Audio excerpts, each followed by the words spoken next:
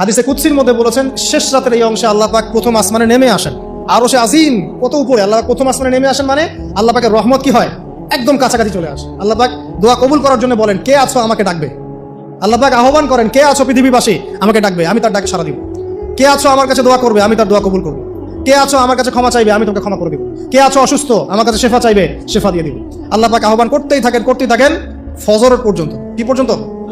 আর ওই সময় এই যে সারা রাত জায়গায় মানুষ ওই সময় ঘুম দেয়, তাই না? ঠিক ওই সময় দেখবেন শহর কেন্দ্রিক জীবনে লক্ষ লক্ষ মানুষ জেনা করতেছে ওই সময়। ঠিক ওই সময়টাতে দেখবেন যে লক্ষ লক্ষ মানুষ মদ খাচ্ছে, লক্ষ লক্ষ মানুষ পর্নোগ্রাফি দেখতেছে, মুভি দেখতেছে, চায়ের দোকান আড্ডা পিটাচ্ছে, শপিং করতেছে, কি না করতেছে। আল্লাহ পাকে আহ্বান করছেন ওই সময়, আল্লাহ পাকে আহ্বান করছে, কে আছো, কে আছো আমাকে ডাকবে, কে আছো। মানুষ এই কাজ করতে থাকে। অথচ আল্লাহ পাক জাহান্নাম সৃষ্টি করেছেন কাদের জন্য? আমাদের জন্য। জান্নাত কাদের জন্য? আমাদের জন্য। তো আল্লাহ পাক এই সময়টাকে কাজে লাগানোর তৌফিক আমাদেরকে দান করুন।